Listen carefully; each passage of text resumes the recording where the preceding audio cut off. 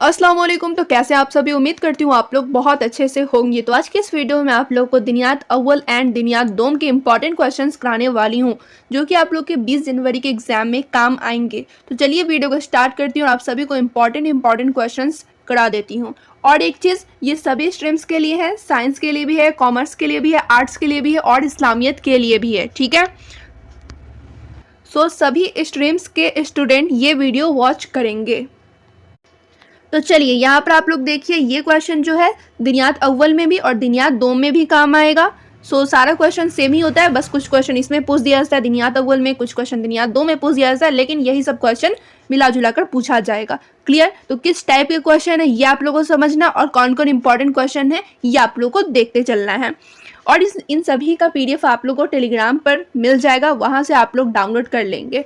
तो चलिए यहाँ पर आप लोग देखिए, सबसे पहला सवाल है, सवाल नंबर 1, दर्ज झेल आयात का सलेस उर्दू में तर्जुमा कीजिए। तो यहाँ पर एक देख सकते हैं आप लोग, हदीस दिया हुआ है और कह रहा है इसका तर्जुमा करने के लिए, वो भी सलेस उर्दू में, यानी कि प्योर उर्दू में। यहाँ पर मिलावटी वाला नहीं चलेगा, प्योर उर्दू में आप लोग को तर्जुमा करना है, यानी कि ट्रांसलेट करना है, ठीक है। अरबी से समझ लो आप लोग, उर्दू में लिखना है, यानी कि ये क्या रहा है, जो पूछ रहा है उसको आप लोग को उर्दू में समझाना है।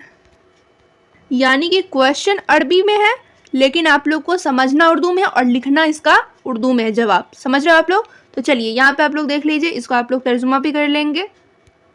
फिर अगला क्वेश्चन आप लोग देखेंगे तो इसी टाइप से पूछा गया है, दर्ज झेल आयात का तर्जुमा कीजिए और शान नज़ुल बयान कीजिए।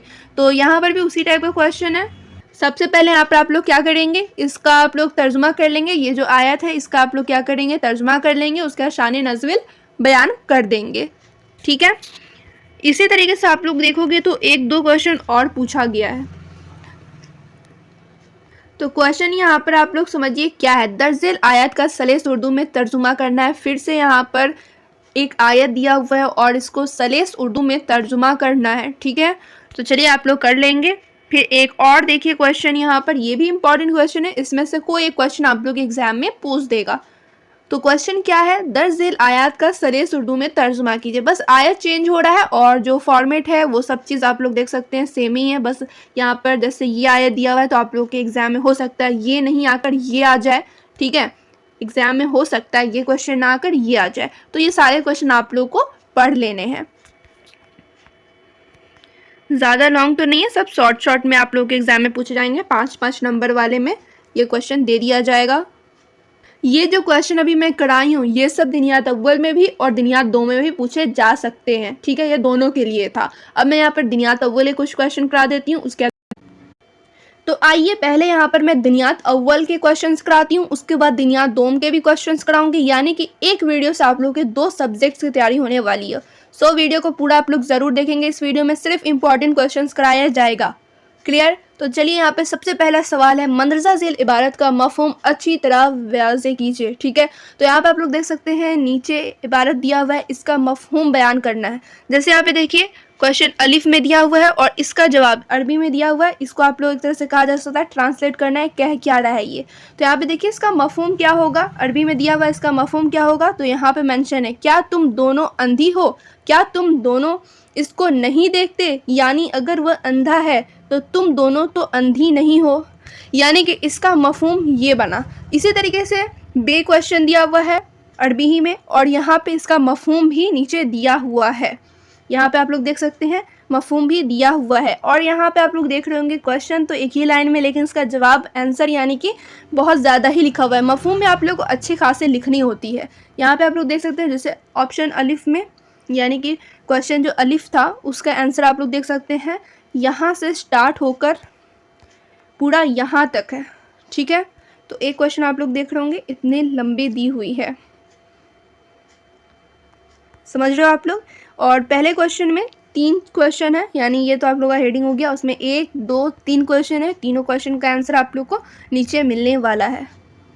समझ रहे हैं आप लोग। पहला क्वेश्चन आप लोग को इसी तरीके से दिया जाएगा, मफहूम बयान करना होगा, मफहूम अच्छी तरह से आप लोग को वाज़े करनी होंगे। क्लियर? और दूसरा क्वेश्चन आप लोग देखेंगे। अब दूसरा क्वेश्चन आप लोग यहाँ पर देखिए किस टाइप से पूछा गया है। तो पहला क्वेश्चन में तो मफहूम बयान करना था, दूसरा क्वेश्चन में तशरीह करनी है। अब यहाँ पर आप लोग देख सकते हैं ये अल्फाज है, लेकिन आप लोग के एग्जाम में सेम टू सेम ये भी रह सकता है या फिर चेंज भी हो सकता है। तो यहाँ पे क्वेश्चन क्या कह रहा है, अलहमु अल मौत की तशरीह कीजिए। तो यहाँ पे आप लोग देखिए आंसर क्या है, जवाब क्या है। तो सबसे पहले अलहमु क्या होता है, तो अलहमु खाविंद क्या होते हैं, शौहर, ठीक है। शौहर के वालिद और बेटे के अलावा उसका हर करीबी रिश्तेदार मर्द हमू कहलाते हैं, ठीक है। चलिए अब देखिए अगला क्या है, करीबी रिश्तेदार को मौत की तरह हलाक करने वाला करार दिया, यानी वह बड़ी फितना का बाइस है जिसके मंदरजिल असबाब है। तो कौन कौन सा असबाब है, पहले ये समझिए, 3 असबाब दिया हुआ है यहाँ पर। कौन कौन, तो उसका दाखिल होना लोग मामूली और हल्का समझते हैं, उसमें कुछ हर्ज ख्याल नहीं करते। दूसरा है उसकी आमद व रफत कसरत से रहती है और उसका मिलना जुलना बिल्कुल आसान होता है। फिर तीसरा यहाँ पर दिया हुआ है असबाब, इसको मेल जुल की वजह से बुराई पर ज़्यादा और आसानी से कुदरत होती है। अहले अरब इस जुमला को खौफ व खतरे के मुताबिक पर इस्तेमाल करते हैं। जैसे अरबी का मुहावरा है कि शेर मर्ग है, सुल्तान आग है, यानी शेर के करीब जाना मौत को गले लगाने के मुतरादिफ है, यानी उल्टे है, ठीक है।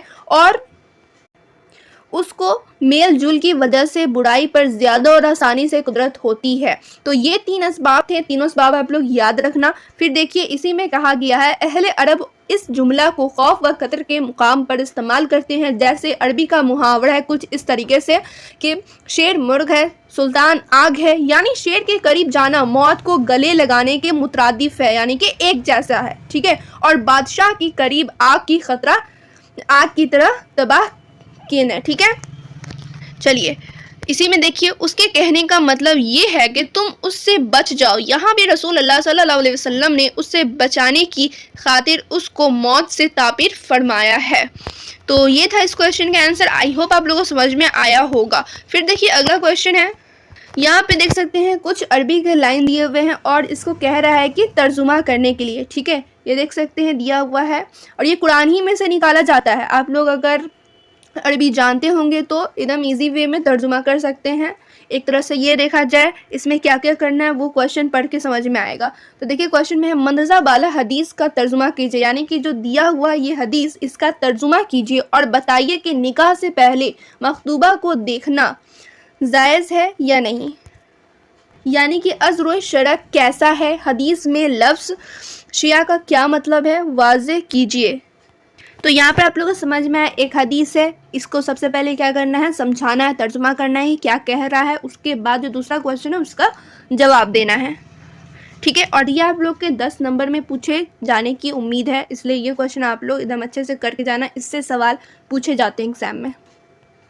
इसमें आप लोग एक चीज़ देखेंगे कि इसका क्वेश्चन का आंसर बहुत ही छोटा है, ठीक है। जो क्वेश्चन लॉन्ग रहता है उसका आंसर भी छोटा रहता है। जो क्वेश्चन आप लोग देखोगे एक ही लाइन में दिया रहता है उसमें आप लोगों को लिखना ही बहुत पड़ता है। इसमें आप लोग देख सकते हैं 2-3 क्वेश्चन है लेकिन आंसर आप लोग देखो बस 3 से 4 लाइन का है, ठीक है। तो जवाब आप लोग देखिए क्या कह रहा है यहाँ पे। हज़रत अबू हुरैरा रज़ियल्लाहु अन्हु से रिवायत है कि एक शख्स आप सल्लल्लाहु अलैहि वसल्लम की खिदमत में हाजिर हुआ और कहने लगा मैं एक अंसारी औरत से निकाह करना चाहता हूँ। आप सल्लल्लाहु अलैहि वसल्लम ने फरमाया उसको देख लेना, इसलिए कि अंसारी की आंखों में यानी बाज़ की आंखों में कुछ खलल होता है, यानी खल्की खलल है। ये मुस्लिम की रिवायत है, ठीक है। तो इसका आंसर आप लोगों को मिल गया।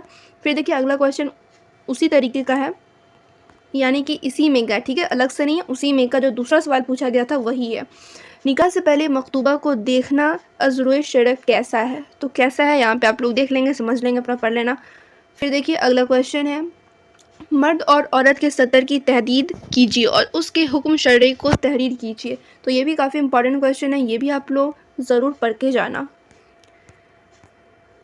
फिर यहाँ पे आप लोग देखिए एक और इम्पॉर्टेंट क्वेश्चन, उसके बाद दिनियात दोम का ही मैं क्वेश्चन दूंगी आप लोगों को, वो भी आप लोग ज़रूर पढ़ के जाना, एग्ज़ाम में इंशाल्लाह ज़रूर टकराएगा। तो चलिए देखिए क्वेश्चन यहाँ पर है, फिर से आप लोगों को मफ़हूम ही बयान करनी है, यानी कि फिर से एक हदीस दिया गया है और कह रहा है उलमाए व फ़क़हा कराम ने इस हदीस का क्या मफ़हूम पेश किया है, वजाहत से तहरीर कीजिए, ठीक है। तो फिर से आप लोगों को क्या करना है, वजाहत से तहरीर करना है, यानी कि मफ़हूम ही बयान करनी है। तो ये भी आप लोग कर लेना, यहाँ तक इसका आंसर है। और दिनियात अव्वल में एक और इम्पॉर्टेंट क्वेश्चन है जो कि यहाँ पर आप लोग देख सकते हैं, वली का लग़वी और शरई माना तहरीर कीजिए और निकाह की वलायत के लिए तरतीब बयान कीजिए। तो यहाँ पर आप लोग देख सकते हैं 5 पॉइंट मेंशन है, पाँचों पॉइंट को आप लोग ज़रूर याद करके जाना। तो ये था दिनियात अव्वल का इम्पॉर्टेंट क्वेश्चन, ठीक है। अब यहाँ पर आप लोग देखिए दिनियात दोम का, ठीक है, दिनियात पर्चा दोम का, दिनियात दोम में क्या क्या क्वेश्चन है, किस टाइप से क्वेश्चन है। तो एक चीज़ आप लोग और समझ लीजिए, दिनियात अव्वल और दिनियात दोम की तैयारी करोगे तो आप लोग, तो दिनियात अव्वल वाले भी क्वेश्चन दिनियात दोम में पूछे जाते हैं, दिनियात दोम वाले भी दिनियात अव्वल में पूछे जाते हैं, यानी कि दोनों सब्जेक्ट है, बस पार्ट अलग कर दिया गया है। तो दोनों क्वेश्चन सेम ही रहेंगे।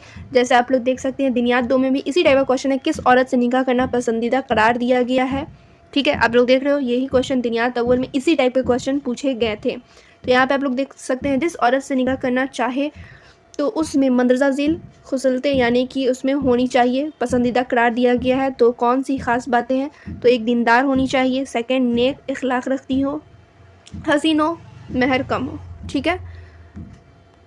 और भी कुछ कुछ है, जैसे औलाद जनने की काबिल हो, कुंवारी हो, अच्छे ख़ानदान से हो और बहुत करीब रिश्तेदार वाली ना हो, करीबी नहीं होनी चाहिए कि वह एहतराम ना करे, ठीक है। तो ये 8 पॉइंट है, 8 पॉइंट आप लोग ज़रूर याद कर लेना।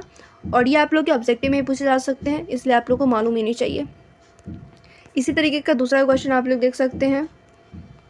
क्वेश्चन है यहाँ पे, निकाह का लग़वी और शरई माना क्या है, निकाह करना कब फ़र्ज़ और वाजिब है, कब हराम है और कब सुन्नत मुअक्कदा है, ठीक है। तो ये भी इंपॉर्टेंट क्वेश्चन है, आप लोग ज़रूर देखें। और एक क्वेश्चन यहाँ पे आप लोग देख सकते हैं, तो इसमें भी आप लोगों को क्या करना है, सबसे पहले इस हदीस का तर्जुमा कर देना है। उसके बाद एक और क्वेश्चन है, मंदरजा बाला हदीस का तर्जुमा कीजिए और अलअस्बाब अलबात अगर हसन वजह की लग़वी तशरीह कीजिए। तो इन सभी का अलग अलग से आप लोग तशरीह कर दोगे, सबसे पहले तर्जुमा करना है, उसके बाद इन सभी का तशरीह कर देना है। तो ये भी इंपॉर्टेंट क्वेश्चन है। और एक दो क्वेश्चन आप लोग देख लो, और ये सभी क्वेश्चन आप लोगों को तशरीह करने वाली है। जैसे ये क्वेश्चन आप लोग देख सकते हैं, और एक क्वेश्चन यहाँ पर आप लोग देख सकते हैं। इस वीडियो में बस इतना ही क्वेश्चन, और दूसरी पार्ट में भी कोशिश करूँगी कि मैं और इम्पॉर्टेंट क्वेश्चंस करा दूँ, ठीक है। और इसका PDF आप लोग टेलीग्राम पर से डाउनलोड कर लेना, उसके बाद अच्छे से रीड कर लेना। तो फिर मिलती हूँ दूसरे वीडियो में।